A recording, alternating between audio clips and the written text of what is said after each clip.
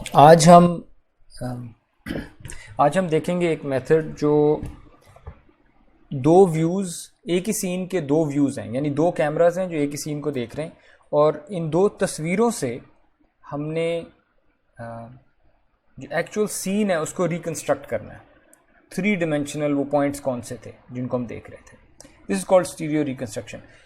पिछली दफ़ा हमने दो व्यूज़ की ज्योमेट्री समझी थी कि जब भी आपके पास दो कैमरा होंगे कन्वर्जिंग, किसी एक चीज़ को देख रहे हैं और तो उन कैमराज में जो कॉरस्पॉन्डिंग पॉइंट्स हैं एम और एम प्राइम, उन कैमराज में जो एपिपोलर लाइंस बनती थी एल प्राइम, ये जो पूरी ज्योमेट्री थी जो एक व्यू को दूसरे व्यू से रिलेट करती थी, इसको एपिपोलर ज्योमेट्री कहते थे।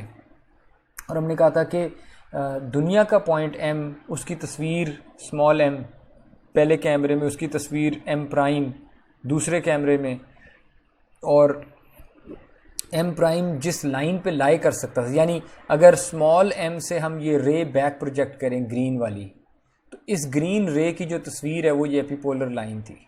और चूँकि कैपिटल एम इस ग्रीन रे पे कहीं भी लाई कर सकता था, देयर फोर एम प्राइम जो कॉरस्पॉन्डिंग पॉइंट है एम का, ये इस ग्रीन तस्वीर पे जो लाइन की तस्वीर है इसको एपिपोलर लाइन कहते हैं एल प्राइम, इस पे एम प्राइम कहीं ना कहीं लाई कर सकता था।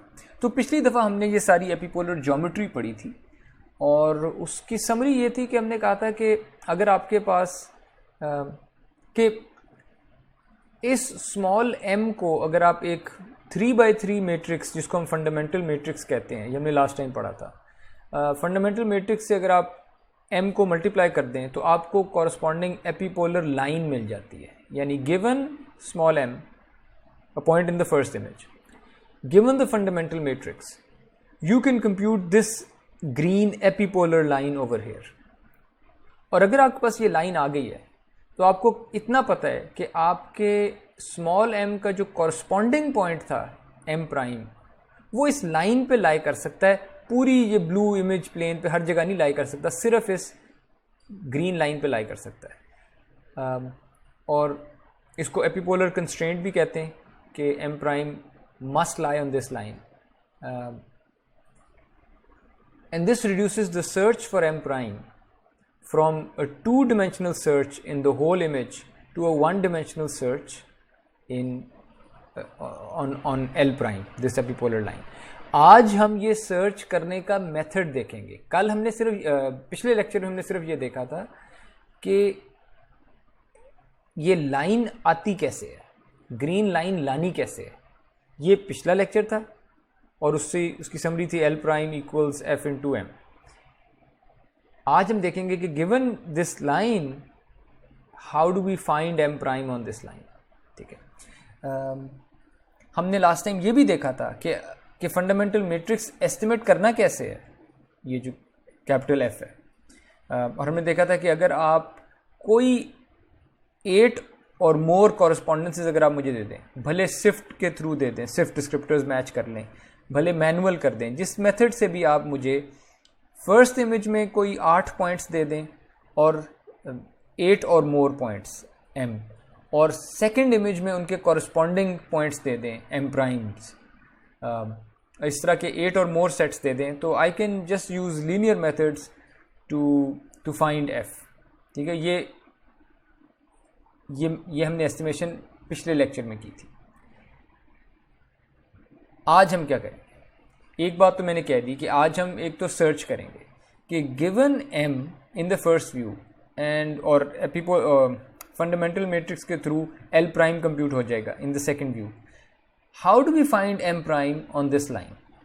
एक तो ये करनी है, तो this is the search problem. ठीक है, जो दूसरी चीज़ हमने करनी है आज वो ये है कि given m in the first view and m prime in the second view, how do we find capital M जो सीन का पॉइंट था। इस इमेज से तो ये लगता है कि आप अगर m आपको पता है तो m से पीछे एक बैक प्रोजेक्ट करें रे ग्रीन वाली, अगर m प्राइम आपको पता है तो एम प्राइम से पीछे एक बैक प्रोजेक्ट करें रे पर्पल वाली, wherever these rays intersect, that's your world point. ठीक है, it seems quite simple, लेकिन in reality ये कभी होगा नहीं. तो we'll see कि how do we actually estimate m. ठीक है, so आज दो चीज़ें करनी है, एक सर्च, दूसरी चीज़ 3D reconstruction, estimation of the 3D point m. ठीक है, any questions so far?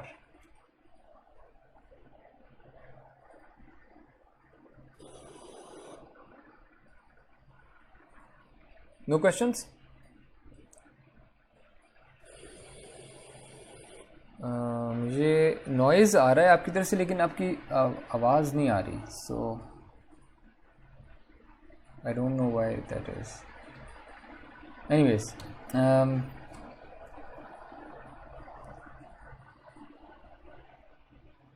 Okay, so मैं ओवरऑल समराइज कर दूं कि हमने पिछले लेक्चर में और आज के लेक्चर में जो ओवरऑल चीज़ की है या करनी है, वो हम कह रहे हैं कि हम स्टीरियो रिकंस्ट्रक्शन कर रहे हैं फंडामेंटल मैट्रिक्स के थ्रू.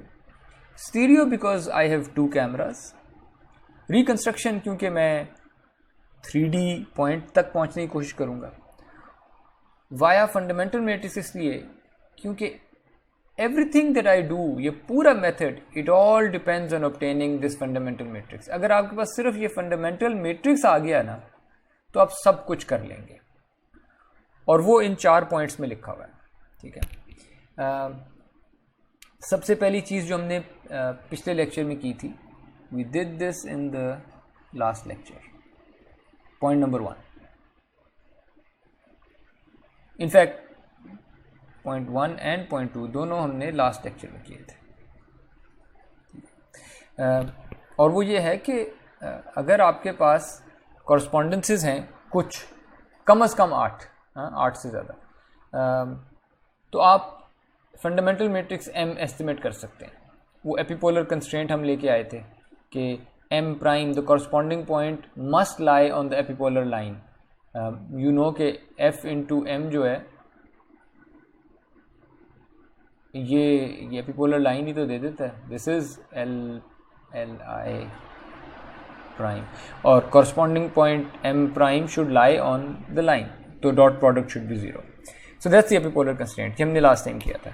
और इनसे आप कुछ कंस्ट्रेंट सेट कर सकते हैं f को एस्टिमेट करने के लिए, और फिर आप f को एस्टिमेट कर लेते हैं लीनियर मेथड्स के थ्रू. ये हमने लास्ट टाइम किया.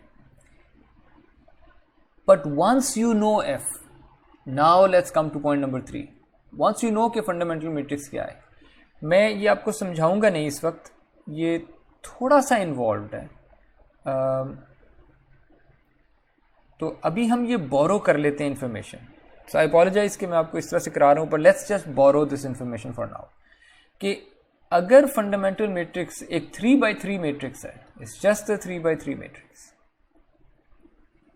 इफ दिस इज नोन, तो फिर आप अपने कैमरा मैट्रिसेस जो कि 3x4 मैट्रिसेस होते हैं, पहला कैमरे का मैट्रिक्स और दूसरे कैमरे का मैट्रिक्स 3x4 दोनों, इनको इस तरह से कंस्ट्रक्ट कर सकते हैं खुद. कंस्ट्रक्शन इसकी ये है कि एक आप आइडेंटिटी मैट्रिक्स बनाएं 3x3 का, और एक ज़ीरो वेक्टर बना दें 3x1 का. ये 3x4 का मैट्रिक्स बन गया. This matrix represents the first camera. ठीक है, और ये सिर्फ ये कह रहा है कि ये जो स्पेशली जो ये सिर्फ ये कह रहा है कि the first camera is the world origin as well. जो भी पहला कैमरे का कोऑर्डिनेट सिस्टम है वही वर्ल्ड का कोऑर्डिनेट सिस्टम है. यानी मैंने अपनी दुनिया को जो मेजर करना है ना, वो पहले कैमरे के हिसाब से मेजर करना है. ठीक है, that's one of the things this is saying. और अगर आप ये अस्यूम कर लें, यानी अगर आप ये बात सेट कर लें कि मेरा पहला कैमरे का प्रोजेक्शन मैट्रिक्स ये आइडेंटिटी और ज़ीरो वेक्टर है, तो फिर relative to the first camera जो दूसरा कैमरा है, उसका प्रोजेक्शन मैट्रिक्स इस तरीके से बनाया जा सकता है जिसके अंदर, let's just look at the sizes and let's look at what these things are. Do you remember E prime? कोई बता सकता है ई प्राइम क्या था? तो वो जो लाइन हम कनेक्ट कर रहे थे दोनों कैमरा सेंटर्स। Absolutely, absolutely. यानी पहले कैमरे की तस्वीर, यानी पहले कैमरा सेंटर की तस्वीर दूसरे कैमरे में, ये ई प्राइम था, एपिपोल, राइट कैमरा वाला एपिपोल या सेकंड कैमरे वाला एपिपोल है। सो ये मेरे पास हमेशा अवेलेबल होगा। इस तरह से भी कह सकते हैं कि ये नल वेक्टर भी है फंडामेंटल मैट्रिक्स का। किस तरह से कहें, to cut a long story short, इस तरह कह देते हैं, अगर एफ पता है ना, अगर एफ पता है तो आप ये एपिपोल्स, ये वाला और ये वाला, ये दोनों कंप्यूट कर सकते हैं, ठीक है। और ये नल वेक्टर होते हैं, एक शायद एफ का नल वेक्टर है, एक शायद एफ ट्रांसपोज का नल वेक्टर है। ये डिटेल्स हम 3D विजन की बुक्स में देख सकते हैं, पर मैं इस वक्त सिर्फ आपको ये बताना चाह रहा हूँ कि असल चीज़ एफ थी। If you know F you can estimate E, you can estimate E prime. और सो ये 3/1 का वेक्टर होगा यहाँ पे, और f 3/3 है। ये स्क्यू सिमेट्रिक मैट्रिक्स हम बनाते थे, ये क्रॉस प्रोडक्ट हो रहा है, और ये स्क्यू सिमेट्रिक मैट्रिक्स है क्रॉस प्रोडक्ट वाला जो स्क्यू सिमेट्रिक मैट्रिक्स है, और वो 3/3 होगा, ठीक है। सो ये पूरा मैट्रिक्स फिर से 3/4 आएगा इसका आंसर, ठीक है। दोनों मैट्रिक्स 3/4 के हैं। एक कैमरे को रिप्रेजेंट कर रहा है, एक दूसरे कैमरे को रिप्रेजेंट कर रहा है। और ये आप नोट करें कि हमने ये मैट्रिक्स जो कंस्ट्रक्ट किए ये एफ से कंस्ट्रक्ट हुए। All I needed to know was F, और वो हमने स्टेप्स 1 और 2 में एस्टिमेट कर लिया था। फाइनल चीज़ जो रह जाती है वो ये है कि आपके पास अगर पी और पी प्राइम आ गए हैं तो फिर जो कॉरस्पॉन्डिंग इमेज पॉइंट पेयर्स थे, यानी M I in the first image, M I prime in the second image, इनको ट्रायंगुलेट कर लें। ये वो ट्रायंगुलेशन थी, इसे ट्रायंगुलेशन कहते हैं कि सी, सी प्राइम और एम, क्या ये ट्रायंगल नहीं बनाते थे एक? और वो ट्रायंगल बनता, हाँ वो ट्रायंगल बनता कैसे था? एम के थ्रू एक रे प्रोजेक्ट करें, एम प्राइम के थ्रू एक रे प्रोजेक्ट करें, जहाँ भी ये इंटरसेक्ट करती है उसे कहें कि ये मेरा दुनिया वाला पॉइंट था। इस मेथड को ट्रायंगुलेशन कहते हैं, ठीक है। इसकी डिटेल्स हम बाद में करेंगे, पर यहाँ मैं बस कह दिया है कि just if you have the corresponding points m and m prime, just triangulate, ठीक है। यानी इमेज के हर पॉइंट पे जाएं, इमेज के पहले पॉइंट पे जाएं, इसका कॉरस्पॉन्डिंग पॉइंट ढूंढें एम प्राइम, ट्रायंगुलेट कर लें। इमेज के अगले पॉइंट पे जाएं, एम प्राइम ढूंढें, ट्रायंगुलेट, अगले पॉइंट पे जाएं, एम प्राइम ढूंढें, ट्रायंगुलेट। यानी इधर के हर पॉइंट के लिए आप ये लूप में ये काम कर सकते हैं, ठीक है। And you'll get a 3D reconstruction of the scene, hopefully. So that's the overall algorithm. अब सिर्फ डिटेल्स देख लेते हैं, ठीक है।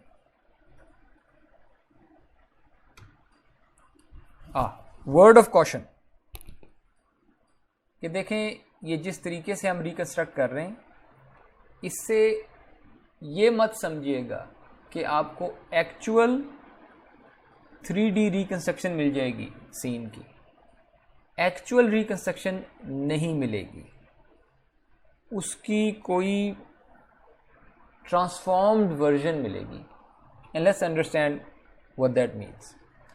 इसे कहते हैं प्रोजेक्टिव एम्बिग्युइटी। एम्बिग्युइटी का मतलब है कन्फ्यूजन। कन्फ्यूजन ये होगी कि क्या ये वाले पॉइंट्स होने चाहिए थे या ये वाले दुनिया के पॉइंट्स होने चाहिए थे। ये कन्फ्यूजन है। Let's make this more clear. मेरे पास एक मैट्रिक्स है H, वो एक 4x4 इन्वर्टिबल मैट्रिक्स है। ये बताइए कि हमने जब होमोग्राफी पढ़ी थी 3D में, जब हमने होमोग्राफी पढ़ी थी, हमने कहा था होमोग्राफी एक 3x3 किस किस्म का मैट्रिक्स होता था? इन्वर्टिबल या नॉट इन्वर्टिबल? इन्वर्टिबल। सो किसी भी 3x3 इन्वर्टेबल मैट्रिक्स को हम कहते थे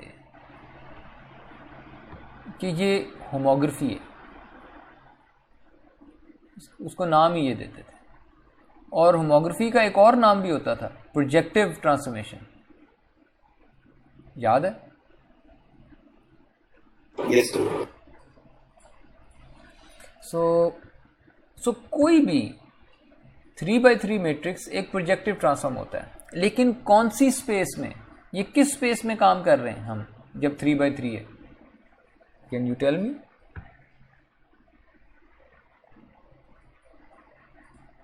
प्रोजेक्टिव स्पेस में, लेकिन कितने डिमेंशनल?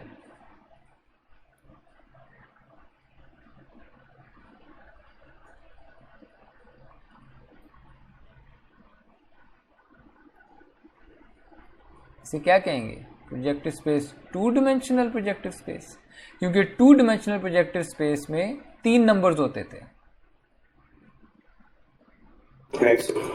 सिमिलरली अगर आप 3 डिमेंशनल प्रोजेक्टिव स्पेस में काम कर रहे हैं तो आपके पास 4 नंबर्स होंगे, और आपके पास अगर एक 4x4 मैट्रिक्स है जो इन्वर्टेबल भी है, उसे आप कहेंगे कि ये भी एक प्रोजेक्टिव ट्रांसफॉर्मेशन है।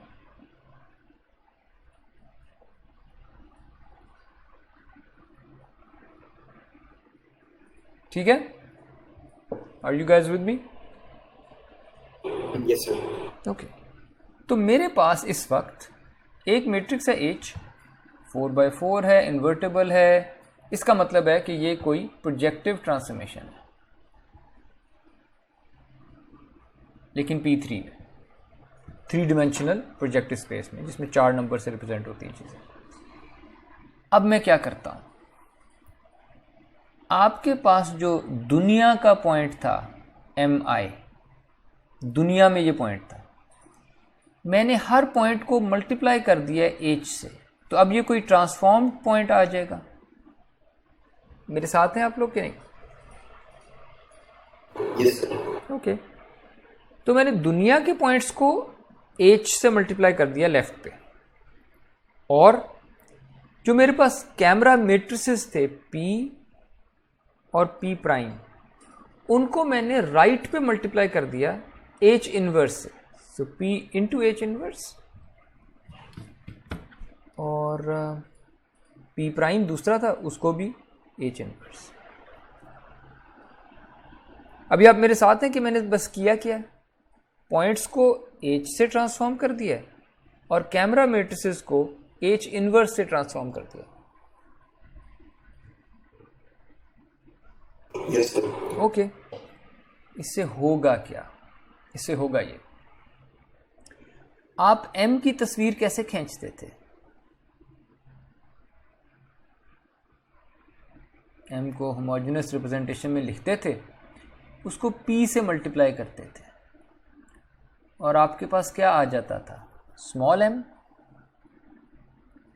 ऐसे ही था ना? यस। अब मैंने क्या किया, मैंने अपने m जो पॉइंट्स थे इनको रिप्लेस कर दिया है बाय दुनिया के जो पॉइंट्स थे, उनको ट्रांसफॉर्म कर दिया है H से। अब ये वो पॉइंट्स नहीं है जो असल में थे दुनिया के, असल में दुनिया के पॉइंट्स ये ग्रीन वाले थे Mi, मेरे पास अब ट्रांसफॉर्म पॉइंट आ गया है, और जो ग्रीन पॉइंट्स थे उनकी तस्वीर तो कैमरा P से खींची थी, लेकिन जो रेड पॉइंट है ट्रांसफॉर्म्ड, इसकी तस्वीर मैंने कैमरा PH इनवर्स से खींची है। PH इनवर्स का साइज क्या है, यानी मैं इसको कैमरा क्यों कह रहा हूं? PH इनवर्स का साइज क्या है?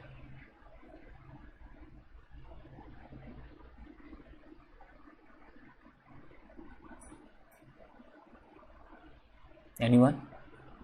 P का साइज क्या होता है? कैमरा मैट्रिक्स का साइज क्या होता है? 3/4। यस सो 3/4 इंटू 4/4, आंसर क्या आएगा? 3/4। 3/4। H इनवर्स का रैंक क्या था? अगर अगर H इन्वर्टिबल मैट्रिक्स है तो इसका फुल रैंक नहीं होगा।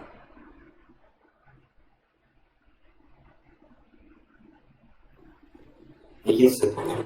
यानी जिन मैट्रिक्स का रैंक फुल नहीं होता, 4 रोज हैं तो 4 ही रैंक हो, जो ऐसे नहीं होते वो तो इन्वर्ट ही नहीं हो सकते। हमने तो कहा इन्वर्टेबल है, इन्वर्टेबल है इसका मतलब इसका रैंक 4 है। अगर इसका रैंक 4 है, P का रैंक क्या हो सकता था?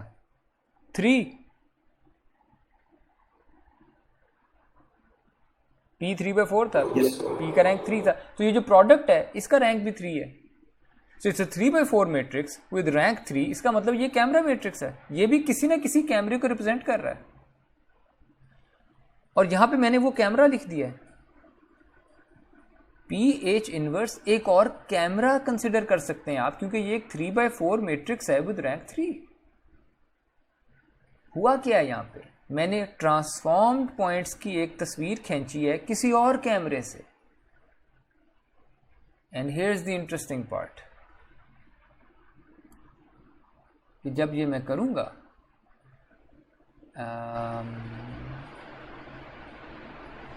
इसका आंसर क्या आएगा? इसका आंसर आएगा P into H inverse into H into I। ये क्या है? Identity.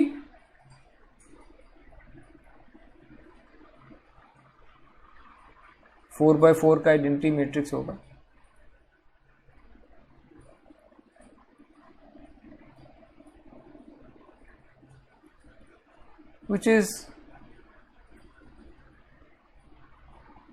which gives you the same image। ये तो फिर से वो PMI आ गया। क्या समझें आप लोग?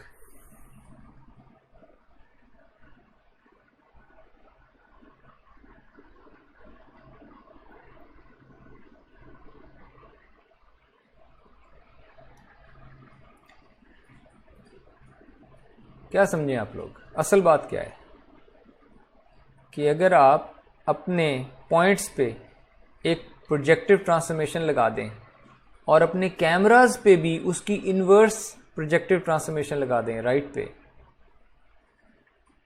तो आपके पास तस्वीर सेम आएगी। यहां तक आप पहुंचे हैं मेरे साथ कि आप ग्रीन वाला काम करते, तो जो तस्वीर आनी थी MI, ये मुझे हाँ, अगर आप ग्रीन वाला काम करते, वो इन पॉइंट्स पे इन कैमरास ने एक्ट किया था, MI पे P ने एक्ट किया था, तो ये तस्वीर आई थी। लेकिन अगर आपने इन पॉइंट्स पे काम किया होता ट्रांसफॉर्म्ड HMI, और उन पे दूसरे कैमरों ने तस्वीर खींची होती PH इनवर्स वालों ने, तब भी तस्वीर वही आनी थी। Agreed?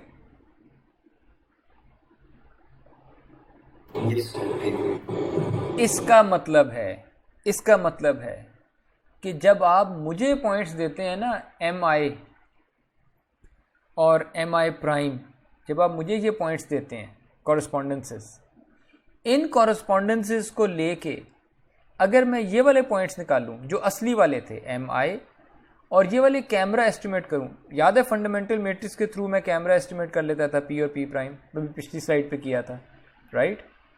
Yes right. So given image correspondences, अगर मैं ये वाले पॉइंट्स एस्टिमेट करता और आप ये वाले एस्टिमेट कर लेते जिनमें MI का ट्रांसफॉर्म्ड वर्जन है और कैमरास भी H इनवर्स के साथ ट्रांसफॉर्म्ड है, मैं अगर ये वाली रिकंस्ट्रक्शन लेके आता पॉइंट्स की और कैमरास की, और आप ये वाली रिकंस्ट्रक्शन लेके आते पॉइंट्स की और कैमरास की, दोनों ठीक होते।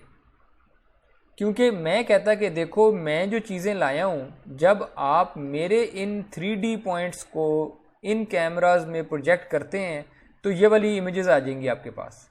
आप कहेंगे यार देखो, मैं भी जब इन पॉइंट्स को इन कैमरास में प्रोजेक्ट करता हूं तो यही तस्वीरें आती हैं। अब मेरी और आपकी लड़ाई है कि भाई किसकी रिकंस्ट्रक्शन ठीक है, और इसका कोई आंसर नहीं है। Both reconstructions yield the same image points. इसे हम कहते हैं कि जो भी आप एस्टिमेट करेंगे ना पॉइंट्स को और कैमरास को from the fundamental matrix, it can be determined at best only up to a projective transformation. यानी जब आप मुझे कोई पॉइंट्स देंगे, मुझे नहीं पता होगा कि वो प्रोजेक्टिवली ट्रांसफॉर्म हुए हुए हैं, असली वाले हैं, यानी कैनोनिकल जिसे कहेंगे असली वाले हैं, या उनके कोई ट्रांसफॉर्म्ड वर्जन्स हैं. We can't tell. ठीक है, ये बात बस आपने अपने ज़हन में रखनी है. ये मत समझिएगा कि जैसी दुनिया आपको नज़र आती है ना असली, इस दुनिया को हम कहेंगे यूक्लिडियन दुनिया. इसमें एंगल्स बिल्कुल सही मेजर होते हैं, जिस तरह आपको नज़र आ रहे हैं उस तरह के एंगल्स होंगे, जो साइज़ आपको नज़र आ रहे हैं उस तरह के साइज़ होंगे. लेकिन ये जो प्रोजेक्टिवली ट्रांसफॉर्म हुई होंगी चीज़ें, इसमें एंगल चेंज हो गए, पैरेलल लाइंस अब पैरेलल नहीं रही होंगी. अगर आपने एक क्यूब को देखा था, क्यूब की तस्वीर खींची थी, लेकिन जब आप रिकंस्ट्रक्ट करेंगे ना क्यूब को, तो वो शायद क्यूब नज़र ना आए. उसमें बस ये कि लाइंस होंगी, उनकी ऑर्डरिंग ठीक होगी, लेकिन क्यूब थोड़ा सा ट्रांसफॉर्म हुआ हुआ रिकंस्ट्रक्ट हो सकता है. ठीक है, यानी अगर ये क्यूब, ये आपके सीन की असल रिकंस्ट्रक्शन है, तो मुमकिन है जो आपको रिजल्ट आ रहा है वो असल रिकंस्ट्रक्शन का कोई ट्रांसफॉर्म्ड वर्जन है, प्रोजेक्टिवली ट्रांसफॉर्म्ड.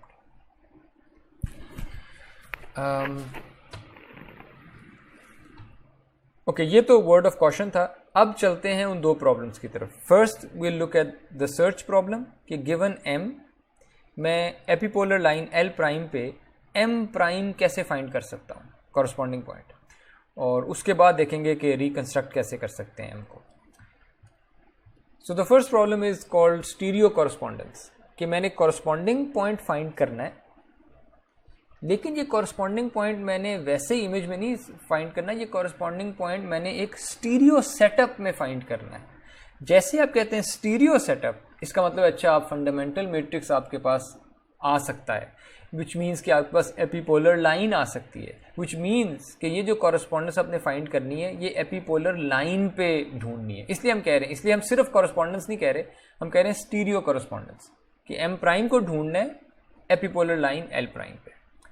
तरीका जो सिंपल तरीन तरीका है, मैं सिर्फ वो कराऊंगा. सिंपल तरीका ये है, आपके पास फर्स्ट इमेज में m एक पॉइंट मौजूद है, आप m के इर्द गिर्द एक विंडो बना लें. ठीक है, m आपका पॉइंट था, m के इर्द गिर्द एक विंडो बना लें. This window could be rectangular, it could be square, could be circular, जो भी है, कोई विंडो है. This window just describes the region around m. ठीक है, तो लेट्स से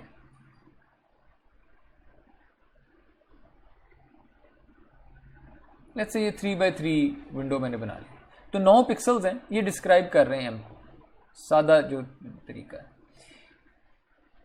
और इसको एक वेक्टर की शक्ल दे दें, 1 2 3 4 5 6 7 8 9. ये 9 पिक्सल्स से मैंने इनको ऊपर नीचे अरेंज कर दिया, वेक्टराइज कर दिया, और let's call this vector x. ठीक है,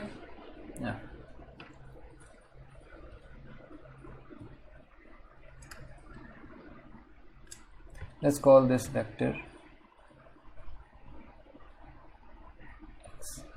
तो m के इर्द गिर्द रीजन उठाया, रीजन को वेक्टराइज किया, मैं कहा ये मेरा वेक्टर x है.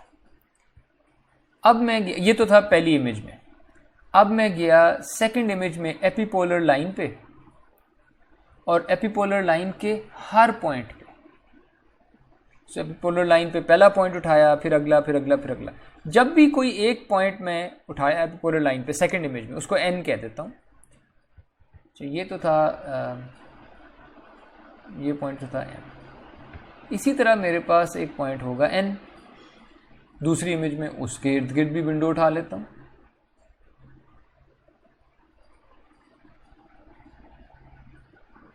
और उसका भी वेक्टर बना लेता हूँ और उस वेक्टर को y कह देता हूँ।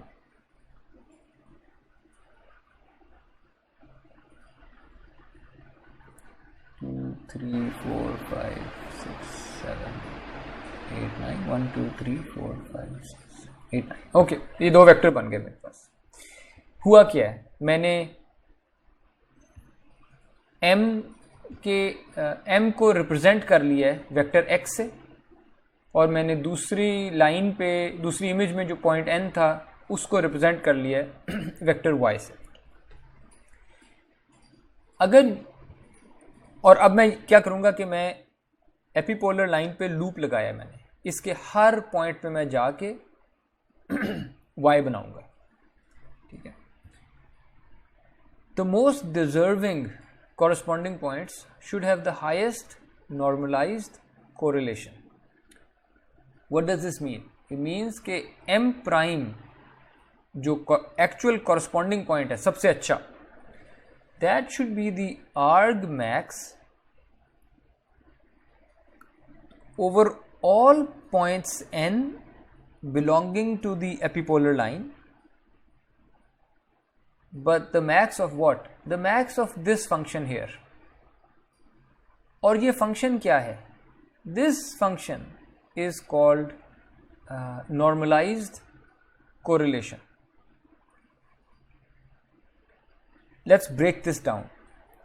सबसे पहले मेरे पास x आया, x में से मैंने x में 9 नंबर थे ना, या कोई विंडो थी x, उसको वेक्टराइज किया हुआ था।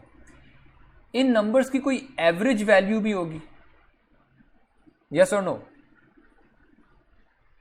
Yes. तो मैंने वो जो एवरेज वैल्यू थी ना, जो भी थी वो एवरेज वैल्यू, उससे भरा हुआ एक वेक्टर बना लिया। यानी अगर एवरेज वैल्यू म्यू थी तो वो म्यू मैंने 9 दफ़ा लिख दिया, mu mu mu and so on, और उसको मैं कह रहा हूँ कि ये वेक्टर है x बार कि जो वेक्टर x की जो एवरेज वैल्यू थी वो इसमें 9 दफ़ा पड़ी है। मेरे साथ हैं आप लोग? Yes, sir. यानी मैंने क्या किया है, मैंने वेक्टर x में से उसी वेक्टर की जो एवरेज वैल्यू है वो माइनस कर दी, ठीक है, हर कंपोनेंट में से। फाइन, यहाँ भी मेरे पास वही है, मीन सेंटर्ड एक वेक्टर है x माइनस x एवरेज। यहाँ पे क्या हो रहा है, x minus x divided by x minus x का norm. What is happening here? Remember x was some vector. अब जरा वेक्टर्स के तौर पे देखते हैं। This x minus x bar is some vector, ठीक है। यहां पे क्या हो रहा है, मैं उस वेक्टर को एक खास नंबर से डिवाइड कर रहा हूं। क्या हो रहा है उस वेक्टर को? नेगेटिव 1 हो रही है। हाँ, आप उस वेक्टर को नॉर्मलाइज कर रहे हैं, right? Right. Yes, sir. Okay, great. Then what is happening here? आपके पास जो पॉइंट है, ये तो पॉइंट m से आया था ना x, जो पॉइंट n से वेक्टर आया उसे हम y कह रहे थे। सो पॉइंट n से दूसरी इमेज का जो रीजन है n के इर्द गिर्द, उसका एक वेक्टर y था डिस्क्राइब करने वाला। What is happening here? Sir उसको भी नॉर्मलाइज कर रहे हैं। उसको भी नॉर्मलाइज कर रहे हैं मीन माइनस करके। Okay, what is happening here? ये ट्रांसपोज की जगह, यानी मेरे पास मेरे पास अब दो यूनिट वेक्टर्स हैं, ग्रीन वाला यूनिट वेक्टर, ब्लू वाला unit vector, and I am just taking the dot product. और यूनिट वेक्टर्स का जो डॉट प्रोडक्ट होता है वो आप लोग बता सकते हैं कैसा हो सकता था? अगर एक मेरे पास यूनिट वेक्टर ऐसा है और साइज उसका 1 है, और दूसरा ऐसा है, इसका भी साइज 1 है, इनका डॉट प्रोडक्ट क्या आएगा? 0। ज़ीरो, मैं बल्कि इसका कलर चेंज कर देता हूँ, यानी अगर दूसरे वाला इसका डॉट प्रोडक्ट ज़ीरो आएगा। अगर पहला ग्रीन उधर है और दूसरा इधर है, इसका डॉट प्रोडक्ट क्या आएगा? -1। और अगर ये दोनों एक ही जगह पॉइंट करते हैं, इनका डॉट प्रोडक्ट क्या आएगा? 1। सो ये जो डॉट प्रोडक्ट है ये 1, 0 और -1, यानी इस केस में भी 0 होगा, यानी जब भी ये ऑर्थोगोनल होंगे तब ये 0 होगा। This will always fluctuate between -1 and 1। ये और भी हो सकते हैं, ब्लू वेक्टर इधर भी हो सकता था, ब्लू वेक्टर इधर भी हो सकता था, एंड सो ऑन। ठीक है, मैं अभी वो बनाता नहीं, मैं एक्सट्रीम्स डिस्कस करना चाह रहा हूँ। ये जो भी हमने नॉर्मलाइज्ड कोरिलेशन वाला जो काम किया है, this will always be between -1 and 1, और ये 0 तब होगा जब x और y ऑर्थोगोनल वेक्टर्स हैं। Agreed? Yes, sir. It is 0 when x is orthogonal to y, which means कि ये जो दो रीजन्स थे ये बिल्कुल डिसिमिलर थे, कोई इनमें कनेक्शन नहीं था। और -1 तब होगा जब x will be equal to -y, यानी बिल्कुल एक दूसरे का नेगेटिव है, काफ़ी सिमिलर है पर नेगेटिव डायरेक्शन में। और +1 होगा जब x और y बिल्कुल बराबर होंगे। ये बताइए कि जब x और y बराबर आ गए, यानी नॉर्मलाइज्ड कोरिलेशन अगर 1 आ गई है, इसका क्या मतलब है? नॉर्मलाइज्ड कोरिलेशन 1 आ गई है। What does this tell you? x और y एक थे। वेल, अगर x और y एक थे, x और y अगर सेम वेक्टर थे, what does this tell you about m and n? कि वो सेम पॉइंट की इमेजेस की पिक्सेल्स हैं। यस, के जो लोकेशन m थी उसके इर्द गिर्द जो 9 जगह थी, और जो पॉइंट n है उसके इर्द गिर्द जो 9 जगह थी वो बिल्कुल सेम थी, एग्जैक्टली सेम थी। और अगर ये सेम थी, इसका क्या मतलब है? कि m और n कॉरस्पॉन्डिंग पॉइंट्स हैं, right? So that's the algorithm कि आप एपिपोलर लाइन पे लूप लगाएं, एपिपोलर लाइन पे लूप लगाएं, हर पॉइंट जो n वहाँ पे बनता था ना उस पे y निकाल लें, जो वेक्टर y हम बना रहे हैं, कोई डिस्क्रिप्टर है। और अब आप देखें कि उस लूप, ये वो लूप लगा हुआ है, n belongs to all points on the epipolar line, और उनमें से जो मैक्सिमली कोरिलेटेड पॉइंट है ना, जो सबसे ज़्यादा कोरिलेटेड पॉइंट है, जिसका डॉट प्रोडक्ट सबसे ज़्यादा है, उसे आप कहेंगे ये मेरा कॉरस्पॉन्डिंग पॉइंट है। ठीक है? Any confusion, any questions? Clear sir. Great.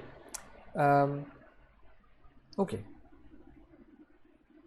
अब सो ये बहुत ही नाइव, सबसे सादा सिंपल तरीका है कॉरस्पॉन्डिंग पॉइंट्स फाइंड करने का, और ये 1D सर्च है, 2D नहीं है, क्योंकि ये लाइन L प्राइम पे चल रही है। लेकिन इसमें कुछ वीकनेसेस हैं। एक वीकनेस ये है कि जब आप ये कोरिलेशन अस्यूम करते हैं ना, कोरिलेशन से कंप्यूट करते हैं आप, तो आप असल में अस्यूम ये कर रहे हैं कि ये जो m के इर्द गिर्द 9 पिक्सल थे और कॉरस्पॉन्डिंग पॉइंट जो भी है m प्राइम, उसके इर्द गिर्द जो 9 पिक्सल्स हैं वो एक जैसे नज़र आएंगे। ठीक है, ये उन केसेस में तो ये बात वाकई ट्रू है कि m और m प्राइम के जो इर्द गिर्द 9 पिक्सल हैं वो एक जैसे नज़र आएंगे जब सिचुएशन ऐसी है कि आपके पास यहाँ पे पहला कैमरा है, मैं ज़रा ना उसका क्रॉस सेक्शन दिखा रहा हूँ ऊपर से, कि यहाँ पे पहला कैमरा है, इस तरह दूसरा कैमरा पड़ा है, और इस तरह आपका सीन वाली कोई सरफेस पड़ी है। यानी यहाँ पे कोई पॉइंट था, और यानी पहले कैमरे में यहाँ पे कहीं m है, दूसरे कैमरे में यहाँ पे कहीं m प्राइम है, और ये आपने इस तरह से निकालें कि आपने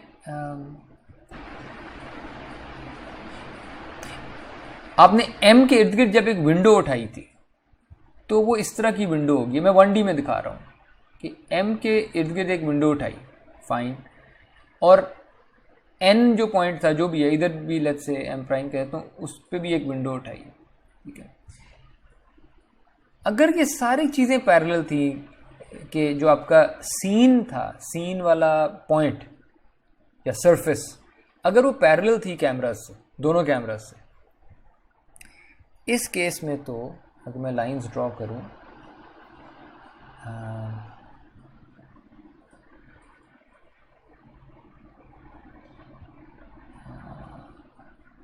कैमरा सेंटर भी बल्कि ठहरे मुझे बनाने दें।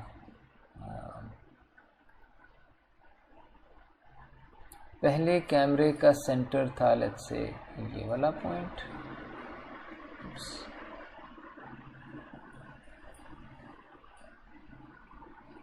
और दूसरे कैमरे का सेंटर था ये वाला पॉइंट।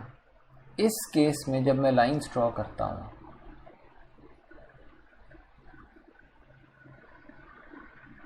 तो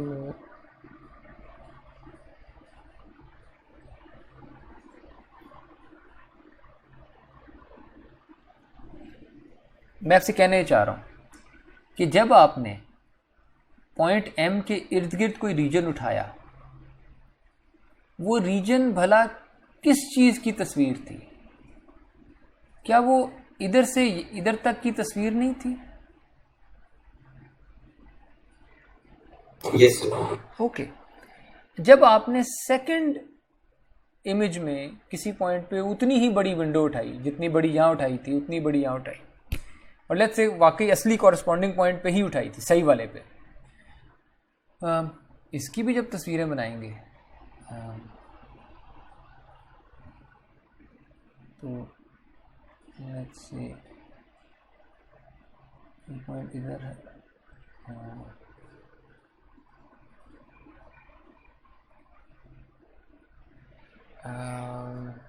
ये तो कॉरस्पॉन्डिंग बनता नहीं है।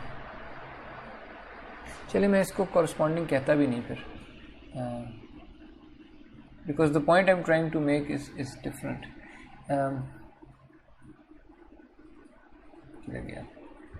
Let's call it, come on.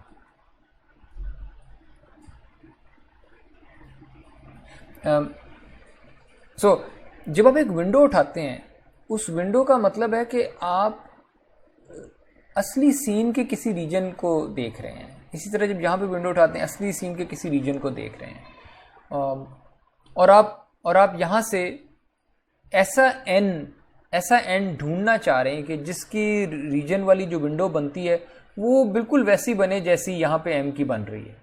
इसका मतलब होगा कि वो पॉइंट है जो इस जगह पे देख रहा है जहाँ पे एम के इर्द गिर्द देखा जा रहा था।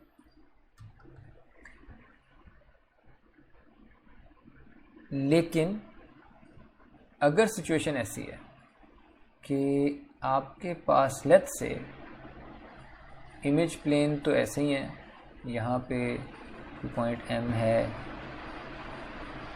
यहाँ पे कोई दूसरा पॉइंट है, लेकिन आपका जो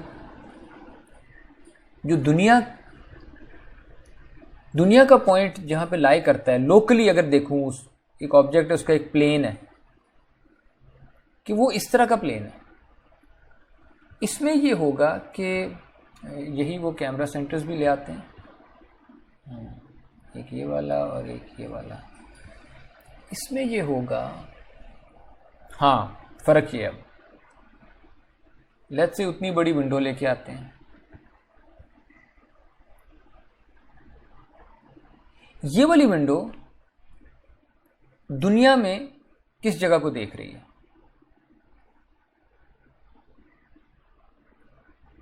ये वाली विंडो दुनिया में यहां से लेके यहां तक देख रही है।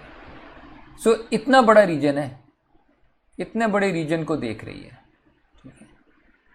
वेल नाउ लेट्स सी कि ये दूसरे वाले कैमरे में उतनी ही बड़ी विंडो, क्योंकि हम दोनों एम और एन पे सेम साइज की विंडो उठा रहे थे। और यार एक तो I still haven't figured out how to use this tool.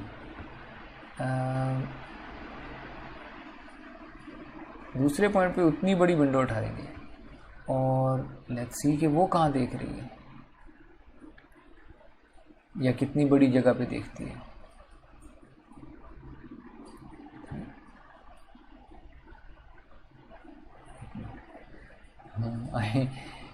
I don't think I've been able to make my point convincingly, पर मेरा पॉइंट है ये कि जब आपकी सरफेस पैरेलल नहीं है, when your surface is not parallel, तो जब आप सेम साइज की विंडोज़ उठाएंगे यहाँ पे दोनों इमेजेस में, वो सेम साइज की विंडो दुनिया के डिफरेंट साइजेस के रीजन्स को देख रही हैं, विच मीन्स कि उनका जो कंटेंट है वो फ़र्क होगा। इवन व्हेन आपका वाकई एम प्राइम को ही देख रहे होते, अगर आप वाकई असली एम और उसका वाकई कॉरस्पॉन्डिंग एम प्राइम को देखते और एक विंडो यहाँ उठाते और एक विंडो एम प्राइम के इर्द गिर्द उठाते, इन विंडोज़ का कंटेंट फ़र्क हो जाना था, क्योंकि जब सरफेस ऑब्लीक है तो ये सरफेस की ज़्यादा जगह देख रहा होता, या one of them would have been looking at a larger, I think ये वाली ज़्यादा जगह देख रहा होता और ये वाली कम जगह देख रहा है, और वाइस वर्सा। ठीक है, इसको फोर शॉर्टनिंग कहते हैं। This phenomena is called four shortening. ठीक है, तो समरी ये, कोरिलेशन के मेथड से अगर आप कॉरस्पॉन्डेंसेस फाइंड करेंगे तो ये जहाँ पे फोर शॉर्टनिंग इफेक्ट्स होंगे, जो कि अक्सर होंगे, ऑब्जेक्ट या सरफेस या कोई पॉइंट का जो भी प्लेन है वो कैमरा से पैरेलल होना तो बिल्कुल ज़रूरी नहीं है, तो देयरफॉर रिजल्ट्स अनरिलायबल होंगे। लेकिन दिस स्टिल, कोरिलेशन का method still gives you reasonable initial result. ठीक है, ज़्यादा सोफिस्टिकेटेड मेथड्स दे एग्जिस्ट, आपके पास फॉर एग्जांपल वेरिएशनल मेथड्स के थ्रू भी आप कॉरस्पॉन्डेंसेस फाइंड कर सकते हैं। आपको याद होगा हमने वेरिएशनल मेथड्स के थ्रू ऑप्टिक फ्लो फाइंड किया था।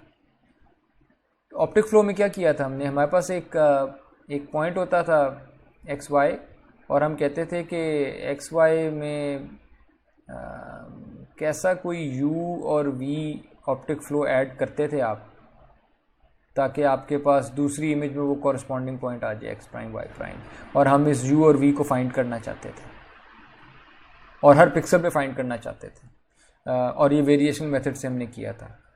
तो यहाँ भी यही है कि हम असल में इसको आप एम कह लें और ये आपका एम प्राइम है। मैं एम प्राइम ढूंढना चाह रहा हूँ, एम प्राइम कैसे मिलेगा अगर मुझे ये यू और वी मिल जाते हैं। सो बहरहाल ये मैं इसकी डिटेल में तो नहीं जा सकता अभी। जिस तरह वहाँ पे ऑप्टिक फ्लो कंस्ट्रेंट की वायलेशन के थ्रू हमने वेरिएशनल मेथड्स किए थे, इसी तरह यहाँ पे कुछ कंस्ट्रेंट वायलेशंस होंगी और हम कॉरस्पॉन्डिंग पॉइंट्स जो हैं वो वेरिएशनल मेथड्स के थ्रू भी निकाले जा सकते हैं। वो कोरिलेशन वाले मेथड से ज़रा बेहतर निकल आते हैं, पर we won't be covering them. अब आते हैं अगले क्वेश्चन पे कि अगर एम, एक इमेज में एम एक पॉइंट था, उसका कॉरस्पॉन्डिंग पॉइंट एम प्राइम मैंने निकाल लिया है यूजिंग स्टीरियो कॉरस्पॉन्डेंस। ठीक है, how do I go to capital M, the world point, how do I reconstruct my capital M? उसका तरीका ये है जी,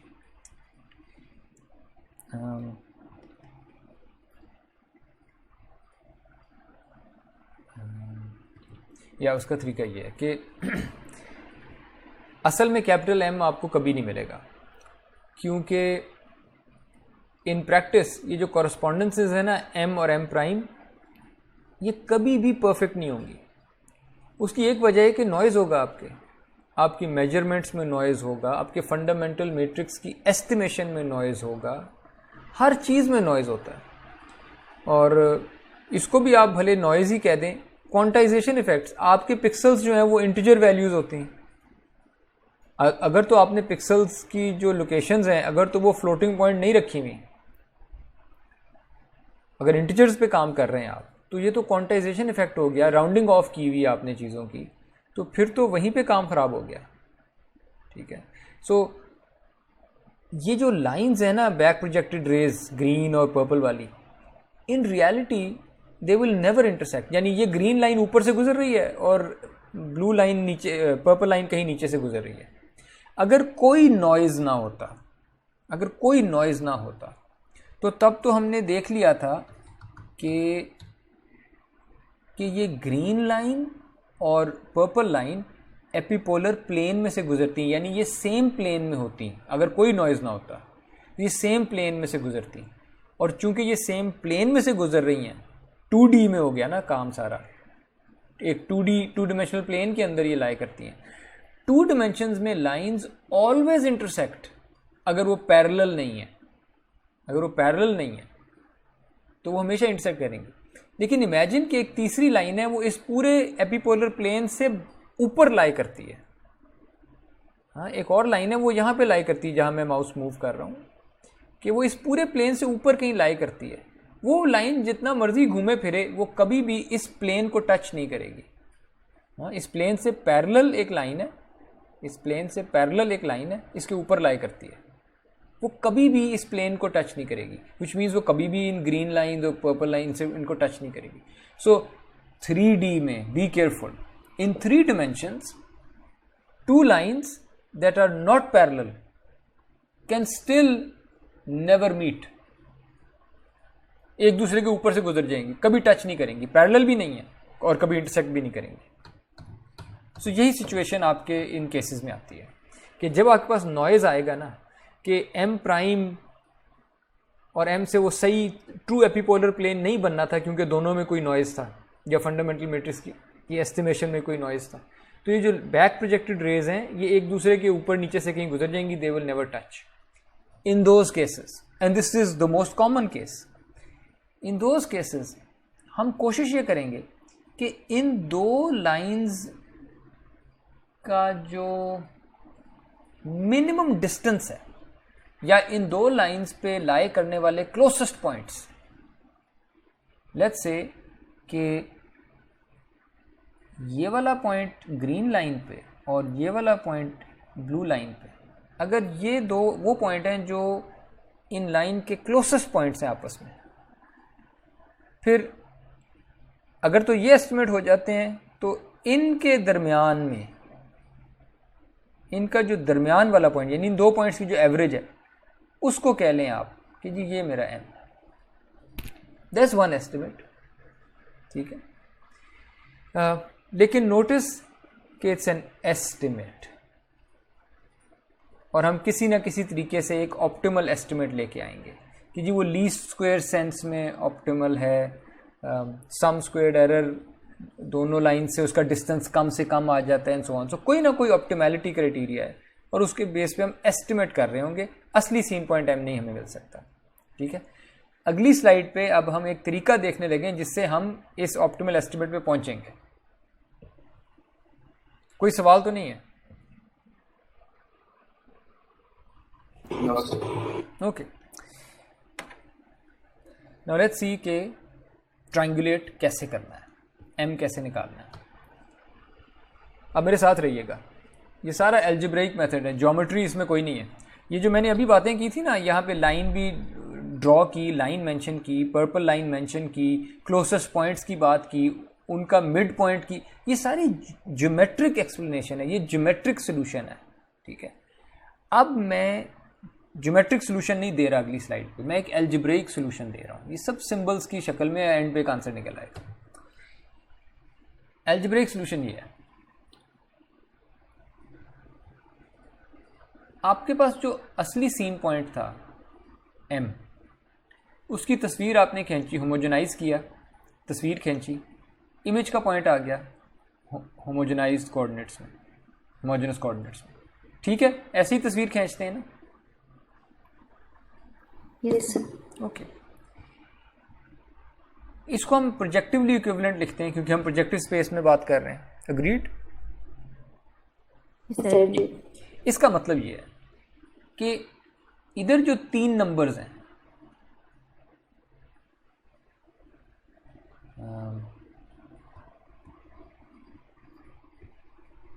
इधर जो 3 नंबर्स हैं 1 2 3 और इधर जो 3 नंबर्स आए होंगे, क्योंकि 3/4 इंटू 4/1,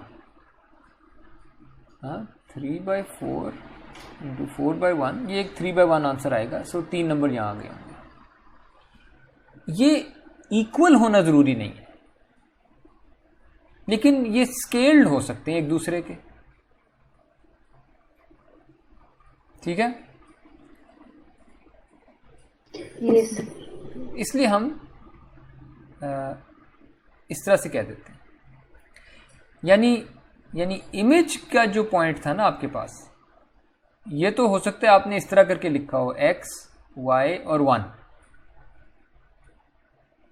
लेकिन जो p इंटू एम करके जो 3 चीज़ें आई ना आपके पास, ये हो सकता है आपके पास आई हो, मैं s कहता हूँ, s, t और w, ये हो सकता है इस तरह के 3 नंबर आ गए।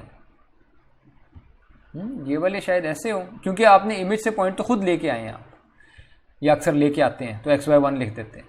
और जो कंप्यूटेशन से आ रहा है नंबर, किसी मैट्रिक्स से आपने मल्टीप्लाई किया ना, अब आपका कंट्रोल तो ख़त्म हो गया, p से मल्टीप्लाई किया, अब जो आंसर आना है वो आना है, वो आंसर इस तरह का आ गया है, s, t और w।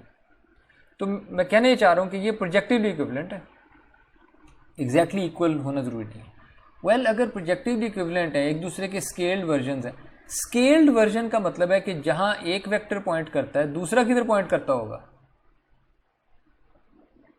सेम डायरेक्शन में पॉइंट करता होगा। हो सकता है उसका साइज बड़ा हो, है ना।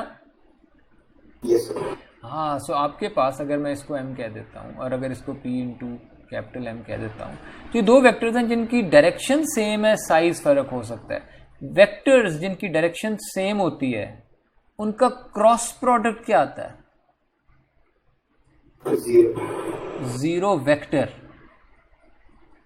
जीरो वेक्टर, ये 3/1 का एक वेक्टर है, और ये हमने आई थिंक लास्ट लेक्चर में कवर किया था, एपिपोलर ज्योमेट्री जब पढ़ रहे थे, तो क्रॉस प्रोडक्ट की एक स्लाइड थी, उसमें हमने डिटेल्स इसकी डिस्कस की थी कि वो वेक्टर्स जिनकी डायरेक्शन सेम होती है, उनका क्रॉस प्रोडक्ट जीरो वेक्टर होता है।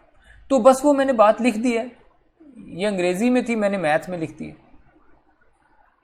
अग्रीड?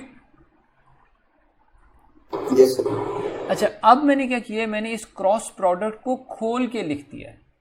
ये आप लोग खुद अपने टाइम पे इसको वेरीफाई कर लीजिएगा कि जब मैं क्रॉस प्रोडक्ट को खोल के लिखूंगा, ये एक 3/1 का वेक्टर आएगा, और यहाँ भी 3 जीरोज हैं। इसका मतलब मेरे पास 3 इक्वेशंस हैं। पहली इक्वेशन ये बन जाएगी, दूसरी इक्वेशन ये बन जाएगी, और तीसरी इक्वेशन ये बन जाएगी। फर्स्ट, सेकंड, थर्ड, ये सिर्फ मैंने क्रॉस प्रोडक्ट इक्वल 0 को खोल के लिखा है, ठीक है। ये आप अपने टाइम पे आप कर लीजिएगा। ये आपको याद है P3 ट्रांसपोज, यानी P की थर्ड रो। P3 ट्रांसपोज का मतलब है मैट्रिक्स P की जो थर्ड रो है, ये वो लिखी हुई है, और रो की शक्ल में ही लिखी हुई है, ठीक है। ये फर्स्ट रो है, ये सेकंड रो है, हर एक में 4 नंबर हैं, 4 नंबर का वेक्टर बनेगा, और m में भी 4 नंबर्स हैं, तो ये डॉट प्रोडक्ट हो जाएगा, एंड सो ऑन, ठीक है। एनीवेज, अपने तौर पे आप इसको वेरीफाई कर लीजिएगा कि m क्रॉस pm एग्जैक्टली ये बनता है, इक्वल टू 0 आगे 0 0 0 आगे। असल चीज़ यहाँ पे देखने वाली क्या है, ये 3 इक्वेशंस हैं। अच्छा, इधर ये बताइए मुझे पहले, यहाँ मेरा मकसद क्या था, मैं क्या ढूंढने निकला था?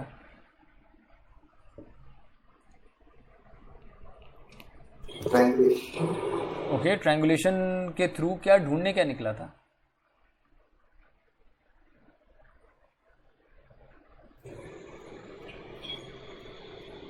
सर m को एस्टिमेट करना है। कौन से m को? Capital M। ग्रेट। तो मैं जो ढूंढने निकला हूं वो चीज ये m है, यानी ये मुझे नहीं पता ना, अननोन है। अग्रीड? यस बाकी बताएं नोन चीजें क्या हैं, क्या बाकी चीजें नोन है? All the rest, is it known?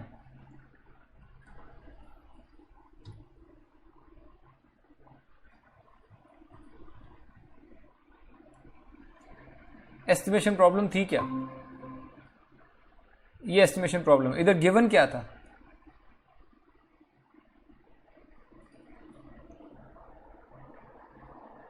Anyone? M and N prime.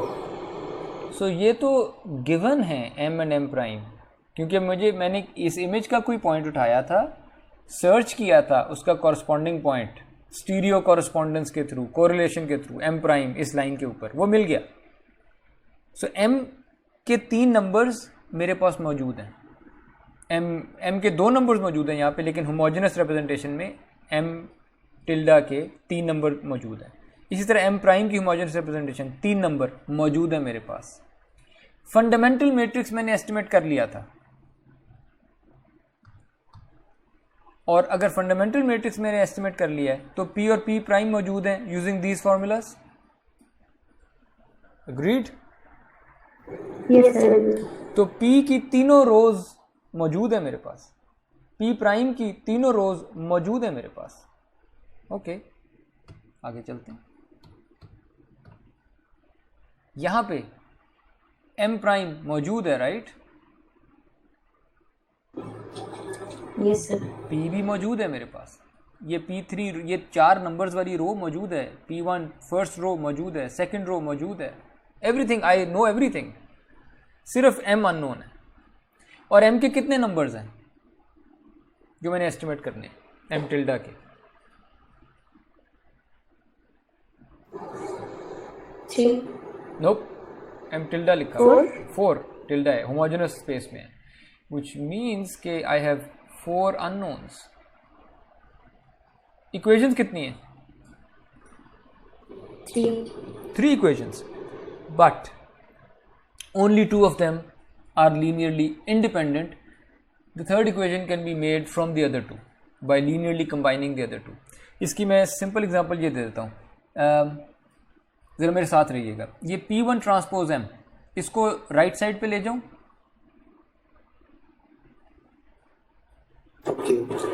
तो P1 ट्रांसपोज M क्या बनेगा? ये ओके, अच्छा, अब मैं ये करने लगा हूँ। ये जो चीज़ थी ना, आखिरी इक्वेशन में यहाँ पे P1 ट्रांसपोज M लिखा हुआ है, आखिरी इक्वेशन में P1 ट्रांसपोज M लिखा हुआ है, इसको मैं रिप्लेस करूँगा बाय दिस, क्योंकि P1 transpose M is equal to x into P3 transpose M। Agreed? मैं रिप्लेस कर देता हूँ। ओके, और सिमिलरली P2 ट्रांसपोज M क्या है? Is equal to this, P2 transpose M right पे ले जाता हूँ, it's equal to y into P3 transpose M। Well, P2 transpose M तो ये लिखा हुआ है, मैं इसको रिप्लेस कर देता हूँ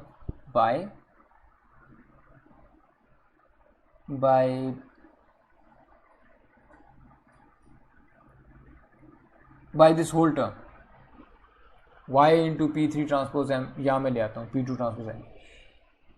मैं आपके लिए छोड़ देता हूँ कि ये दोनों टर्म्स अब बराबर हो गई हैं।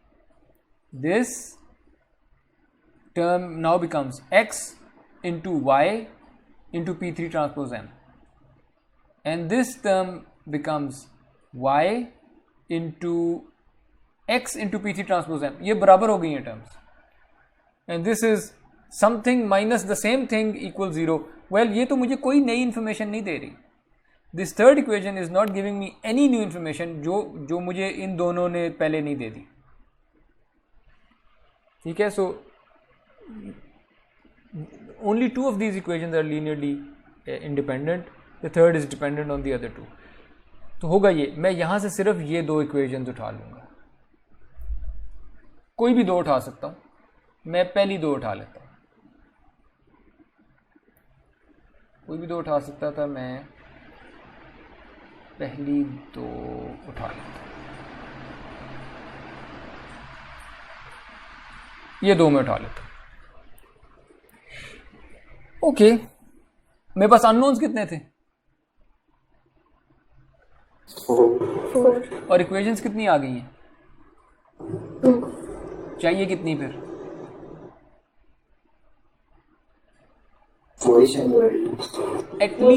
एटलीस्ट 4, यानी 4 से हो जाएगा, अगर 4 से ज़्यादा है तब भी सॉल्व हो जाता है, ठीक है। So at least 4।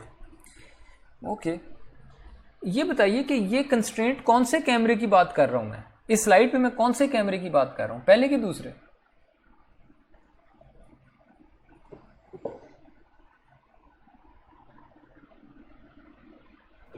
सेकंड। नहीं, फर्स्ट कैमरे की बात कर रहा हूँ, क्योंकि ये एम है। सेकंड कैमरे को तो मैं पी प्राइम कहता हूँ, सेकंड कैमरे को मैं पी प्राइम कहता हूँ, और सेकंड कैमरे की इमेजेस को मैं एम प्राइम कहता हूँ, रिमेंबर? सो अभी मैंने किया क्या है, मैंने सिर्फ ये कहा है कि अगर आपको फर्स्ट कैमरा में एम पता है, स्मॉल एम, ये तस्वीर अगर पता है, तो ये कैपिटल एम के बारे में ना कुछ चीज़ें कंस्ट्रेन कर रही है। ये 2 इक्वेशंस दे रही है, ये कह रही है कि कैपिटल एम जो भी है, ये ब्लू वाला, ये ऐसा होना चाहिए कि ये पहली इक्वेशन भी सेटिस्फाई हो और ये दूसरी इक्वेशन भी सेटिस्फाई हो। अग्रीड? ये पहला कैमरा कह रहा है, पहले कैमरे का जो पॉइंट है M tilde small. Agreed? Yes. Similarly दूसरा कैमरा भी तो कैपिटल एम को देख रहा है। क्या दूसरा कैमरा इस तरह से नहीं देख रहा कैपिटल एम को? वो कहता है कि एम टिल्डा मेरे पास मौजूद है, एम प्राइम। और ये कैसे आया होगा? ये पी प्राइम से मैंने इमेज खींची होगी, किसकी? उसी एम की। एम वही है, कैपिटल एम वही है, कैमरा और उसकी इमेज ये फर्क है। यहां से भी बिल्कुल जैसे हमने पहली बुलेट में किया है, एग्जैक्टली उसी तरीके से सेकंड कैमरा भी 2 इक्वेशंस देगा जो कैपिटल एम के बारे में कह रही होंगी कि capital M must satisfy these 2 equations. Now how many equations do I have? 4 equations and 4 unknowns. Now I can solve for my 4 unknowns in capital M. ठीक है। अच्छा, यहाँ एक चीज़ मैं आपको बता दूँ कि if I'm not mistaken, आप ये डिराइव करते हुए जो M आप टिल्डा बनाया है ना, इसको XY1 मैंने इस तरह से बनाया कि इसका होमोजेनस रिप्रेजेंटेशन 1 रखी मैंने, और इसी तरह जो M टिल्डा बनाया है ये भी X प्राइम, Y प्राइम और 1 के साथ हो रहा है। Now these equations will make sense.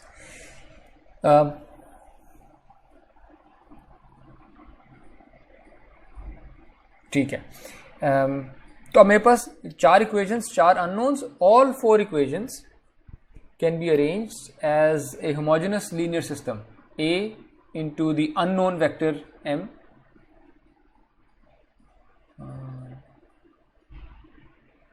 ये मेरा अननोन नहीं,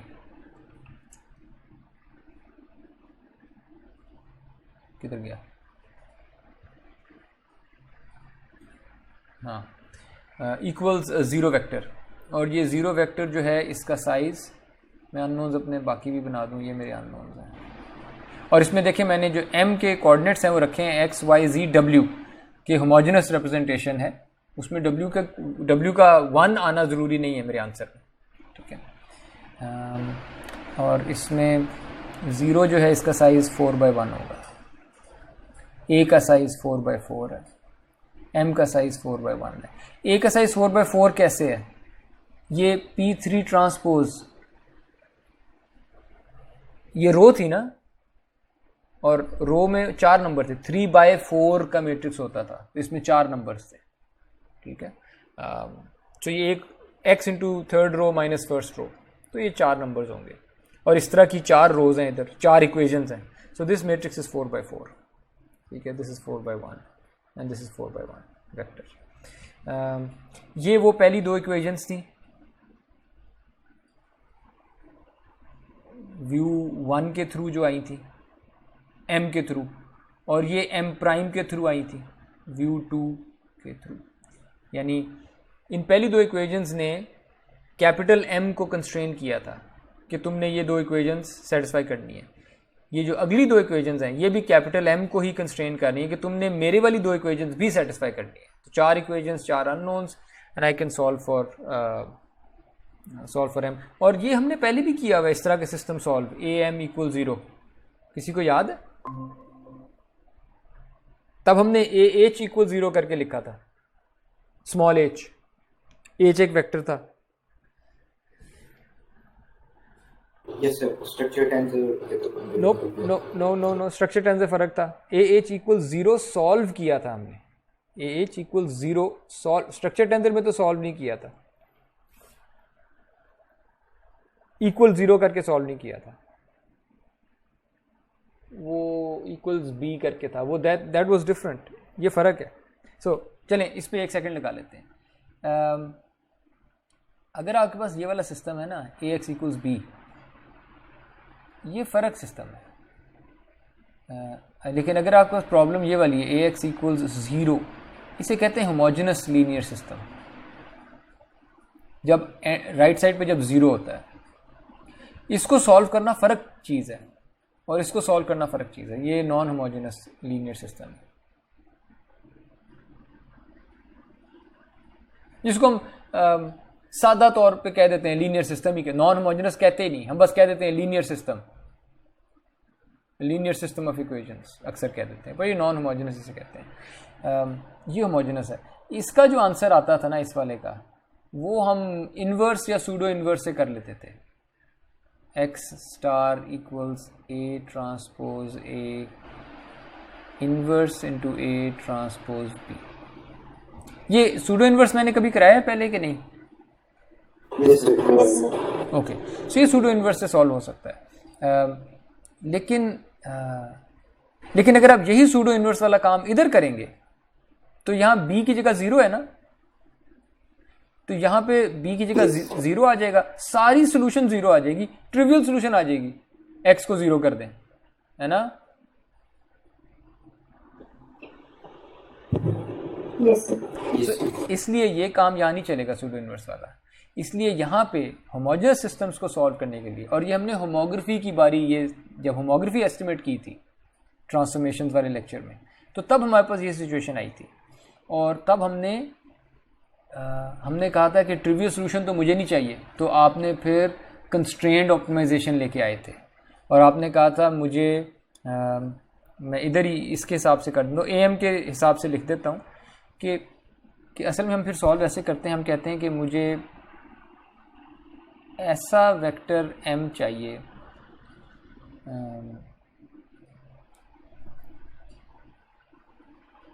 कि जिसकी जो लेंथ है ना वो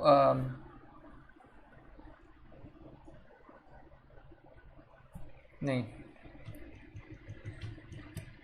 हम इसको एक मिनिमाइजेशन प्रॉब्लम पे लेके आते थे और हम कहते थे कि मेरा जो ऑप्टिमल वेक्टर है that should be argmin over all vectors M। किस चीज़ की? जो A × M मैं कंप्यूट करूं, उसका जब नॉर्म निकालूं,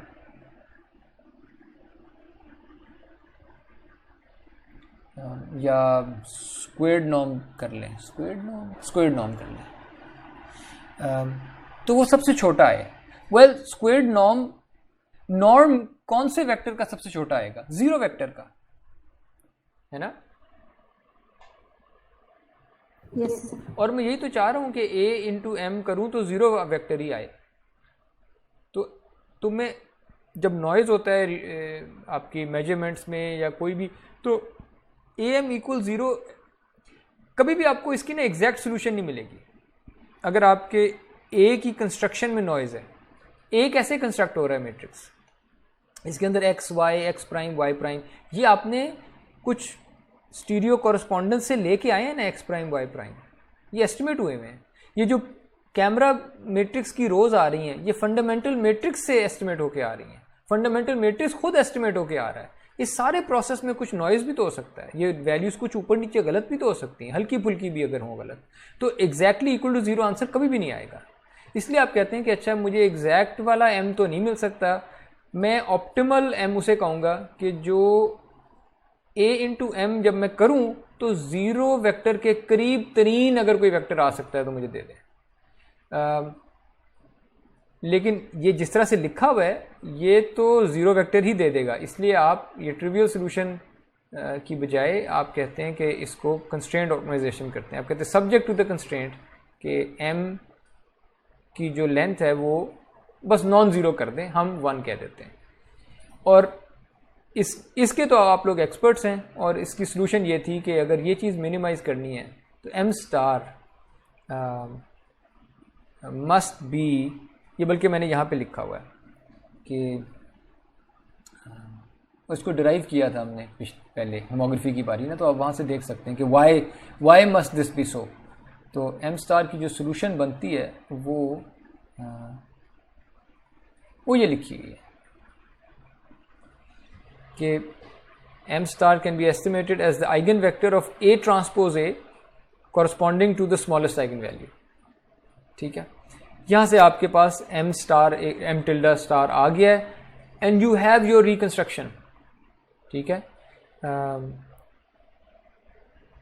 और आप नोट करें कि अगर आपके पास ये पहला व्यू था उसने 2 इक्वेशंस दे दी, m के बारे में 2 कंस्ट्रेंट्स आई। अगर सेकंड व्यू है तो 2 कंस्ट्रेंट्स और आ गई। अगर आपके पास m को देखने के लिए एक कैमरा नहीं, 2 नहीं, अगर 3 कैमरे होते, इसका सेंटर होता C, इसका सेंटर होता C प्राइम, इसका सेंटर होता C डबल प्राइम, तो ये जो थर्ड कैमरा है ना C डबल प्राइम सेंटर वाला, इसका भी कैमरा मैट्रिक्स होता आपके पास P डबल प्राइम। अगर आपके पास 3 व्यूज होते तो 2 इक्वेशंस ये पहला m देता, 2 इक्वेशंस इसका कॉरस्पॉन्डिंग m प्राइम देता, 2 इक्वेशंस इनका कॉरस्पॉन्डिंग m डबल प्राइम दे देता है, तो 6 इक्वेशंस हो जाती हैं यहाँ पे। तो ये 6/4 का मैट्रिक्स आ जाता। सोल्यूशन बिल्कुल ऐसे ही निकलनी थी, a ट्रांसपोज a की स्मॉलेस्ट आइगन वैल्यू वही m होता। लेकिन नोटिस के किस तरह हम ये जो सोल्यूशन मैंने आपको बताई है ट्रायंगुलेशन की, ये सिर्फ 2 कैमरास के लिए नहीं है, ये 3, 4, 5, 6, 25 जितने भी कैमराज हैं, हर कैमरा 2 कंस्ट्रेंट्स दे देगा और आपके पास m एस्टिमेट हो जाएगा। ठीक है, so this generalizes very neatly to more than 2 views. ये हो गया या सो दैट्स रिकंस्ट्रक्शन। बस ये याद रखिएगा जो मैंने शुरू में कही थी कि जो भी आपके पास आंसर्स आ रहे हैं अब, वो there is a projective ambiguity in them, कि हो सकता है आपके पास असली पॉइंट्स और असली कैमरा आ जाए, दोनों कैमरास, ये भी हो सकता है, और this is most likely the case कि आपके पास जो पॉइंट्स रिकंस्ट्रक्ट होके आ रहे हैं और जो कैमरास फंडामेंटल मैट्रिक्स से आप लेके आए हैं वो प्रोजेक्टिवली ट्रांसफॉर्म्ड है। सो वो असली रिकंस्ट्रक्शन नहीं है, it is some reconstruction of the scene and the cameras up to a projective transformation. So that's stereo reconstruction. Summary ये, अगर आपको पिछले दोनों लेक्चर से जो मेन बात समझ आनी चाहिए वो ये थी कि the fundamental matrix is all that we needed. अगर तो आपने मुझे कहा होता कि मैंने पहला कैमरा भी कैलिब्रेट कर दिया है, मुझे उसका कैमरा मैट्रिक्स P पता है, और दूसरा कैमरा भी कैलिब्रेट कर दिया है, उसका भी P प्राइम कैमरा मैट्रिक्स पता है, तो तब भी मैं ये सारे काम कर सकता था। लेकिन नोटिस कि मैंने ये कंडीशन नहीं लगाई इस लेक्चर में कि P और P प्राइम मुझे पता थे, नहीं पता थे।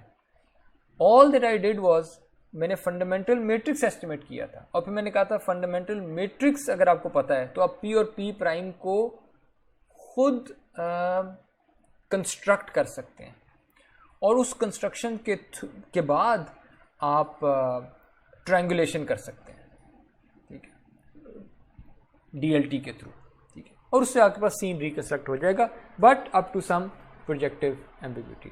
सो that's the summary of today's lecture.